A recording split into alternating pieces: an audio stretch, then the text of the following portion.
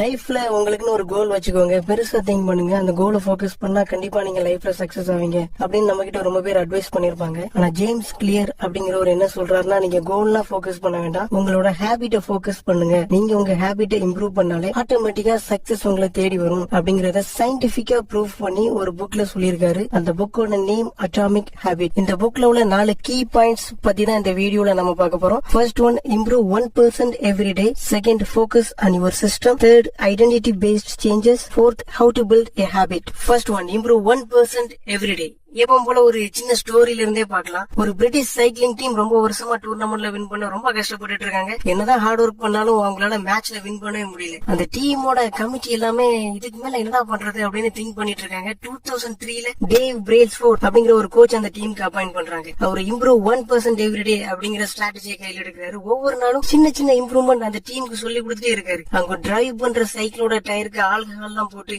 ஸ்மூத்தா ஓடுற மாதிரி பண்றாரு. அப்புறம் எல்லாருடைய ஹெல்மெட்டை சேஞ்ச் பண்றாரு. சீட்டிங் அரேஞ்ச்மெண்ட் எல்லாம் ஒவ்வொருத்தருக்கு ஏத்த மாதிரி கம்ஃபர்டபுளா மாத்துறாரு. அப்புறம் அந்த பிளேயர்ஸ் எல்லாருமே நைட் நல்லா தூங்குறதுக்காக பெட், பில்லோ எல்லாத்தையுமே சேஞ்ச் பண்றாரு. இது எல்லாமே பாத்தீங்கன்னா சின்ன சின்ன சேஞ்சஸ் தான், பட் ஒரு லாங் ரன்ல பாக்கும்போது பெரிய சேஞ்சஸா தெரியுது. 2008ல நடக்கிற ஒலிம்பிக் கேம்ல அந்த டீம் பார்ட்டிசிபேட் பண்ணி அதுல வின் பண்றாங்க. அதுக்கப்புறம் ஒரு டூர்னமெண்ட்லயும் கண்டினியூஸா வின் பண்ணிட்டே இருக்காங்க. இந்த ரியல் ஸ்டோரியை தான் ஜேம்ஸ் அவரோட புக்லயும் எக்ஸ்பிளைன் பண்ணிருப்பாரு. நீங்க உங்களை 1% ஒவ்வொரு நாளும் இம்ப்ரூவ் பண்ணீங்கன்னா ஒரு வருஷத்தோட முடிவுல நீங்க 37 டைம்ஸ் பெட்டரா இருப்பீங்க. Habits are the compound interest of self improvement. But எந்த ஹேபிட்டுமே நம்ம ஸ்டார்ட் பண்ண உடனே ஈஸியா நம்மளுக்கு வந்துடாது. அது எல்லாமே கொஞ்சம் டைம் ஆகும். ஃபார் எக்ஸாம்பிள், நீங்க இந்த கல்லு உடைக்கிறவங்களை எல்லாம் பாத்துருப்பீங்க. ஒரு 100 அடி அவர் அடிச்சுட்டே இருப்பாரு அந்த கல்லு. அந்த கல்லு உடையவே செய்யாது. 101வது அடி அந்த கல்லு அடிக்கும் போது அந்த கல்லு உடைஞ்சிரும். அதுக்கு காரணம் அவர் 101வது அடி ஓங்கி அடிக்கிறாரு அப்படிங்கறது அர்த்தம் கிடையாது. அதுக்கு முன்னாடி ஒரு 100 அடி அந்த கல்லு அடிச்சிருக்காரு. அதே மாதிரிதான் உங்க ஹேபிட் உங்களுக்கு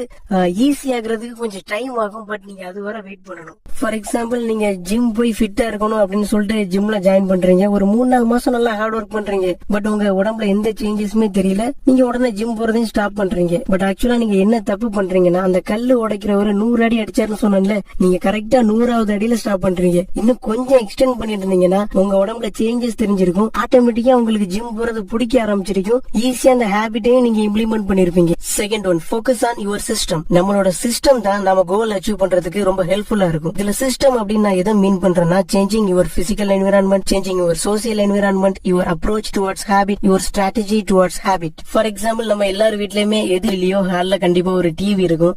நீங்க வெளியில இருந்து ரொம்ப டயர்டாகி வீட்டுக்கு வருவீங்க. ஹால்ல உள்ள சேர்ல உட்கார்ந்ததும் உங்க கண்ணு முன்னாடி டிவி தான் இருக்கும். டிவியை போட்டு பார்க்க ஆரம்பிப்பீங்க. இப்படி நீங்க கண்டினியூஸா பண்ணிட்டு இருக்கும் போது உங்க மைண்ட் என்ன பிக்ஸ் பண்ணும்னா, ஹால்ல உட்கார்ந்து டிவி பார்த்துட்டு இருந்தா ஓகே ரிலாக்ஸ் ஆயிரலாம் அப்படின்னு சொல்லிட்டு பிக்ஸ் பண்ண ஆரம்பிச்சிடும். இந்த மாதிரி என்விரான்மெண்ட்ல இருக்கிற நீங்க ஒரு கோல் செட் பண்றீங்க. நான் ரொம்ப புக்ஸ் படிக்கணும் அப்படின்னு சொல்லிட்டு நீங்க புக்ஸும் வாங்கி வைக்கிறீங்க.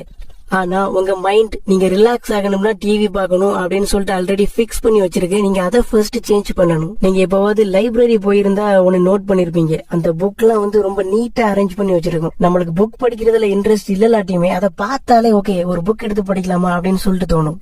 அதே மாதிரிதான் நீங்க புக் படிக்கணும் அப்படின்னு ஆசைப்பட்டீங்கன்னா உங்க வீட்டுல உள்ள ஹால்ல ஒரு சின்ன இடத்துல ஒரு செல்ஃப்ல அந்த புக்ஸ் எல்லாமே நீட்டா அரேஞ்ச் பண்ணி ரொம்ப அட்ராக்டிவா அதை வச்சிருக்கலாம். அந்த புக்ஸ் படிக்கிறதுக்குன்னு சொல்லிட்டு ஒரு சேர் நீங்க போட்டு வைக்கலாம். அந்த சேர் நீங்க டிவி பாக்குறதுக்கு உட்கார்ற சேரை விட நல்ல கம்ஃபர்டபுளான ஒரு சேரை போட்டு வைங்க. அந்த சேர்ல உட்கார்ந்து நான் புக்ஸ் மட்டும்தான் படிப்பேன் அப்படின்னு சொல்லிட்டு டிசைட் பண்ணுங்க. நீங்க எப்ப டயர்டாகி வெளியே இருந்து வீட்டுக்குள்ள வந்தாலும் அதுவும் உங்க கண்ணில் படும். நீங்க அந்த சேர்ல உட்காரன்னு நினைப்பீங்க. அந்த சேர்ல உட்கார்ந்தா புக்ஸ் தான் படிக்கணும். ஒரு புக்ஸ் எடுத்து படிக்க ஆரம்பிப்பீங்க. ஆட்டோமேட்டிக்கா அந்த ஹேபிட் உங்களுக்கு டெவலப் ஆயிட்டே இருக்கும். உங்க என்விரான்மெண்ட் நீங்க இப்படி சேஞ்ச் பண்ணி வச்சிருக்கும் போது உங்க வீட்டுல இருக்கிற படிக்கிற பசங்களா இருக்கலாம், இல்ல பெரியவங்களா இருக்கலாம், அவங்களுக்கும் ஆட்டோமேட்டிக்கா இந்த ஹேபிட் வந்துடும். ஹேபிட்டை நீங்க இம்ப்ளிமெண்ட் பண்ணிட்டீங்கன்னா நீங்க எஜுகேஷன் ரிலேட்டடா என்ன கோல் செட் பண்ணாலும் இந்த ஹேபிட்டே அதை அச்சீவ் பண்றதுக்கு உங்களுக்கு ஹெல்ப் பண்ணும். Third one, identity based habit. 2 டைப்பான ஹேபிட்ஸ் இருக்கு. Outcome based habit, identity based habits.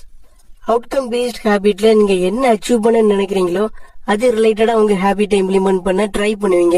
Identity based ஹேபிட்ல நீங்க எந்த மாதிரியான பர்சன் ஆக விரும்புறீங்களோ அந்த பர்சனாவே உங்களை நினைச்சு அந்த ஹேபிட்டை இம்ப்ளிமெண்ட் பண்ண ட்ரை பண்ணுவீங்க.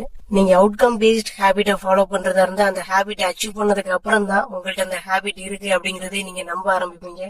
ஆனா ஐடென்டிட்டி பேஸ்ட் ஹேபிட்ல நீங்க அந்த ஹேபிட்டை இம்ப்ளிமெண்ட் பண்ண ஸ்டார்ட் பண்ணும் போதே உங்கள்ட்ட அந்த ஹேபிட் இருக்கு அப்படின்னு நினைச்சுதான் நீங்க அதை ஸ்டார்ட் பண்ணுவீங்க. இன்னும் சிம்பிளா சொல்லணும்னா சந்திரமுகி மூவில ரஜினி சார் ஒரு டயலாக் சொல்லுவாரு, கங்கா சந்திரமுகி ரூமுக்குள்ள போனா சந்திரமுகியாவே மாறிட்டா அப்படின்னு சொல்லிட்டு. அதே மாதிரிதான் நீங்க எந்த மாதிரியான பர்சனாக விரும்புறீங்களோ அந்த பர்சனா நினைச்சு ஒரு ஹேபிட்டை இம்ப்ளிமெண்ட் பண்ண ட்ரை பண்ணீங்கன்னா உங்களால ரொம்ப ஈஸியா இம்ப்ளிமெண்ட் பண்ண முடியும். How to build a habit. ஒரு ஹேபிட்டை நம்ம எப்போ திரும்ப திரும்ப பண்ணுவோம்னா அது நம்மளுக்கு ரொம்ப பிடிச்சிருந்தாலும் ஈஸியா இருந்தாலும் மட்டும்தான் அந்த ஹேபிட்டை நம்ம திரும்ப திரும்ப பண்ணுவோம். சோ ஒரு ஹேபிட்டை பில்ட் பண்றதுக்கு 4 ஸ்டெப் இருக்கு. Noticing, wanting, doing, liking.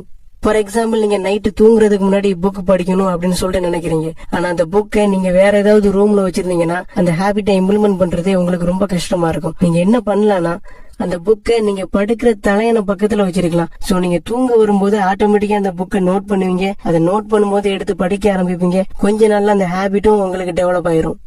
So நீங்க எந்த ஹேபிட்டை டெவலப் பண்ணணும்னு நினைக்கிறீங்களோ அந்த ஹேபிட் ரிலேட்டடா உள்ளதை உங்க கண்ணில் படுற மாதிரி அட்ராக்டிவா வச்சீங்கன்னா ஆட்டோமேட்டிக்கா அந்த ஹேபிட்டை நீங்க டெவலப் பண்ண முடியும்.